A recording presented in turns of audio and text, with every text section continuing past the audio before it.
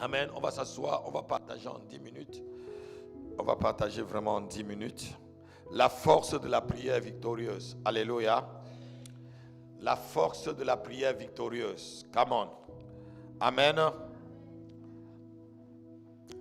Et comme en introduction, on va noter que la prière est le fondement de toute vie spirituelle. Regardez-moi. Sans la prière, il n'existe pas de vie spirituelle. La prière, c'est le fondement de toute vie spirituelle. Amen. Même ceux qui sont dans le mauvais spirituel ont un moment de prière. Même les satanistes ont leur moment de prière. Et ils respectent ce moment de prière même plus que vous, les chrétiens. Si vous voyez combien les musulmans respectent leurs saints, c'est 5 fois la prière par jour. Et les juifs, c'est 3 fois. Amen. Et ils le respectent.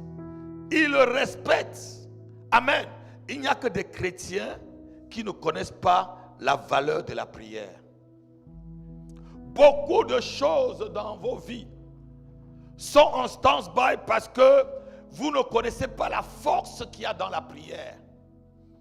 Et pendant ce mois d'octobre, aussi longtemps que le Seigneur le voudra, nous allons voir ce que c'est que la force de la prière, les différentes puissances qu'on retrouve dans la prière, la puissance dunamis, la puissance exorciste, la puissance qu'on appelle, il y a une autre puissance que vous ne connaissez pas. Il y a des puissances dans la prière, des puissances même qui ordonnent aux choses de venir vers vous. C'est-à-dire des puissances qui contraignent. Il y a des puissances qui forcent les choses à venir vers vous. Et ces puissances, on le retrouve dans la prière. On va voir ces différentes puissances. Alléluia. Il y a une force, il y avait moyen une force dans la prière. Il y a une force dans la prière. Et je disais ceci, la prière est le fondement de toute vie spirituelle. Il n'y a pas de vie spirituelle sans une vie de prière. Sans une vie de prière solide et disciplinée, ta vie de prière n'est que, je devais dire, échec et vent. Il faut une vie de prière solide et disciplinée. Un homme spirituel, notez-le, est mesuré par rapport à la mesure de sa vie de prière. Ah, quelqu'un n'a pas dit amen. Un homme spirituel est mesuré par rapport à la mesure de sa vie de prière. C'est proportionnellement à ta vie de prière que même les démons te mesurent. Que même les satanistes te mesurent. Même quand le diable vient, vous avez vu ici dimanche, c'est toi qui me dérange, les autres vous êtes faibles. Ton problème, mon problème, c'est toi. Alléluia. Par rapport à la puissance qui agit, par rapport à la puissance que tu emmagasines. Tout ça, c'est dans la prière. Quelqu'un a-t-il un portable ici? Levez-moi vos portables, sortez vos portables. Alléluia. Est-ce que si ton portable est déchargé, tu peux appeler? Est-ce que s'il est chargé, tu peux appeler? Oui, c'est comme ça, un homme de prière. Un chrétien qui ne prie pas, c'est comme quelqu'un qui a un portable déchargé. Il ne peut rien. Le portable ne peut pas fonctionner. Le chrétien ne fonctionne que lorsqu'il a une vie de prière forte et puissante, bien disciplinée. Pas des prières de poule. Comme je vous disais à Paris, mes enfants, je disais, il y a certaines prières qui ne traversent même pas le plafond. Les prières des poulets. Vous vous rappelez de ce temps à Paris? Je disais, je pointais le plafond, je dis qu'il y a des prières qui ne traversent même pas. Alléluia. Amen. Donc la vie d'un homme spirituel ou d'une femme spirituelle est mesurée ou jaugée par rapport à sa vie de prière. Notez encore ceci, comme je le dis toujours. C'est ce qu'on m'a toujours appris. La vie chrétienne commence par la prière et elle se termine par la prière, notez-le. une vie spirituelle, une vie chrétienne, une bonne vie chrétienne, une vie chrétienne victorieuse, une vie chrétienne épanouie commence par la prière et elle se terminera par la prière. Nous avons l'exemple de notre Seigneur Jésus-Christ.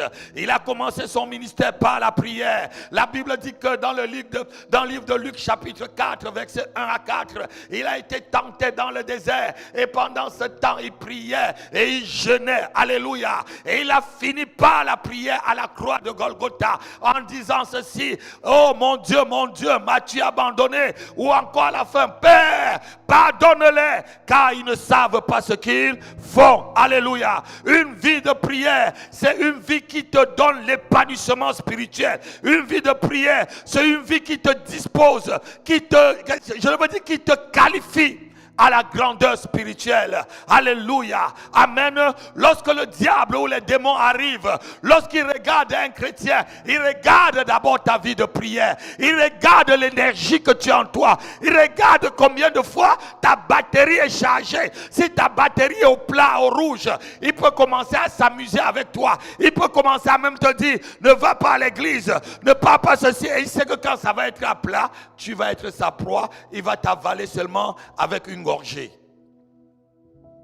Alléluia. Une vie spirituelle, une vie chrétienne commence par la prière, elle se termine dans la prière. Jésus en est notre exemple. Quelqu'un me donne pas un amen? La vie éternelle, notez-le. La communion avec Dieu, la communion avec le Saint-Esprit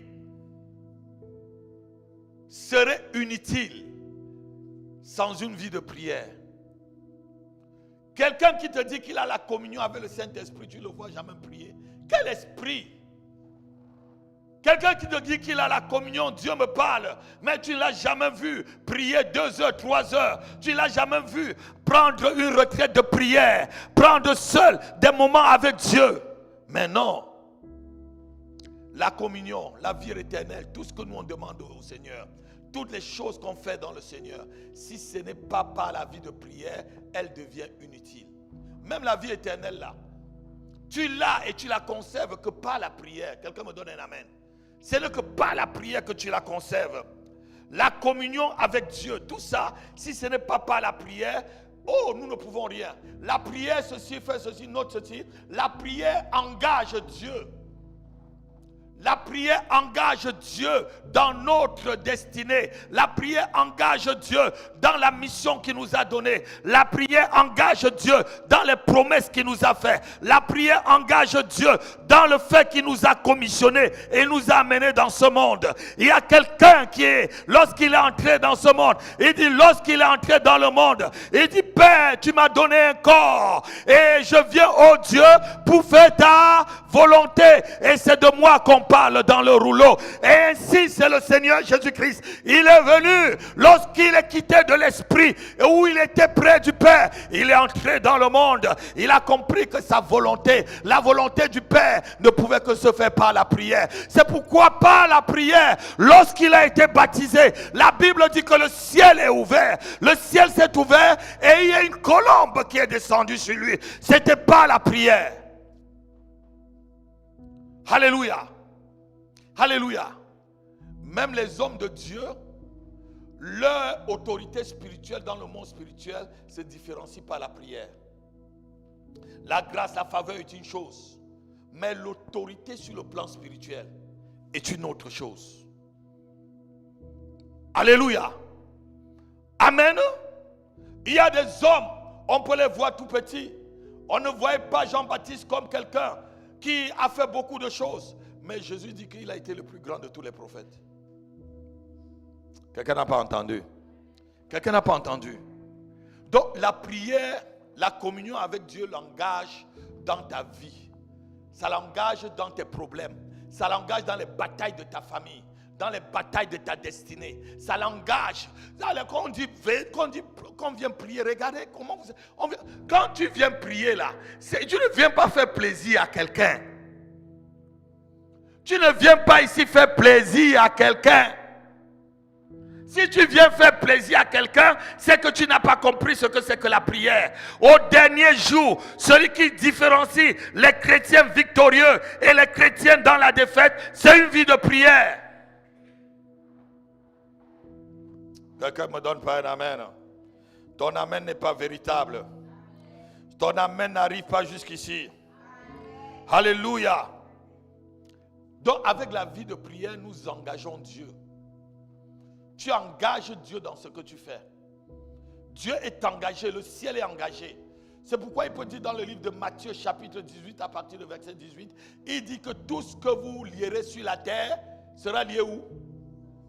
Mais comment le lit? Par la prière. Donc ça veut dire que le ciel attend les ordres de la terre. Le ciel attend que tu donnes les ordres. Et tu dors. Le ciel attend que tu dors, que tu donnes les ordres.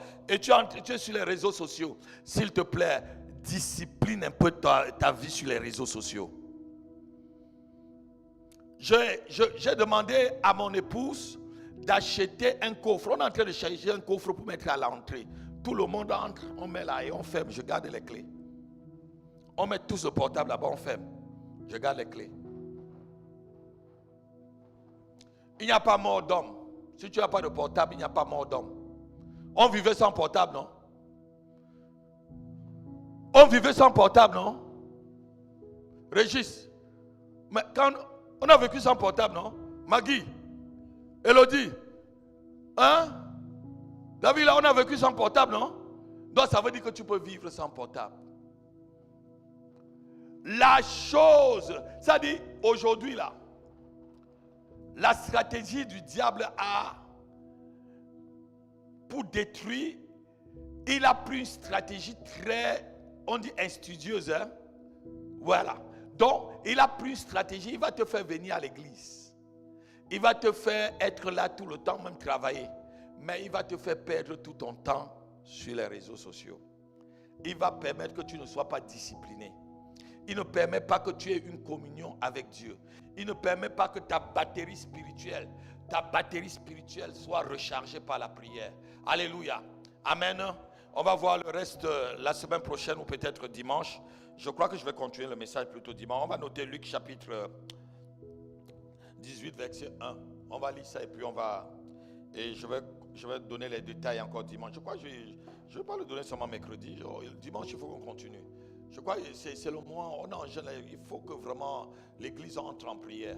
Regardez-moi, la prière c'est la seule façon de contrecarrer le diable.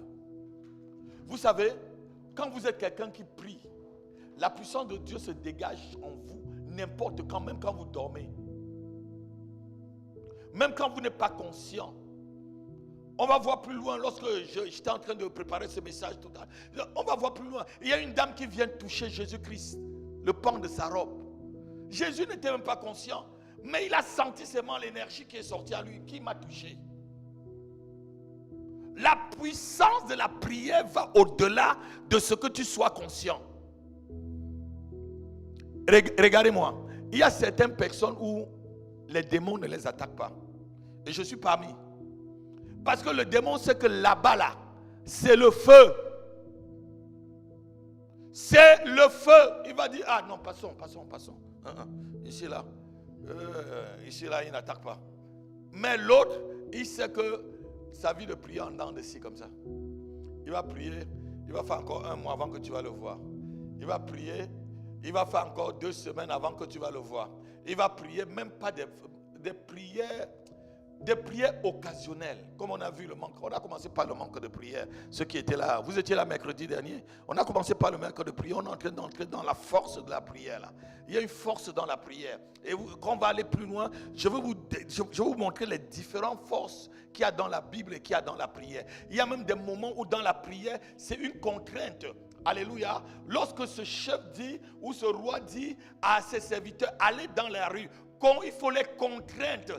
Il faut les contraindre de venir. C'est une puissance qui les contraint. C'est une puissance qui les contraint de venir. Il faut les obliger d'arriver. Il y a des choses que dans la prière, tu obliges la chose de venir vers toi. Tu obliges la chose de se réaliser. Tu obliges la chose de se manifester. Alléluia.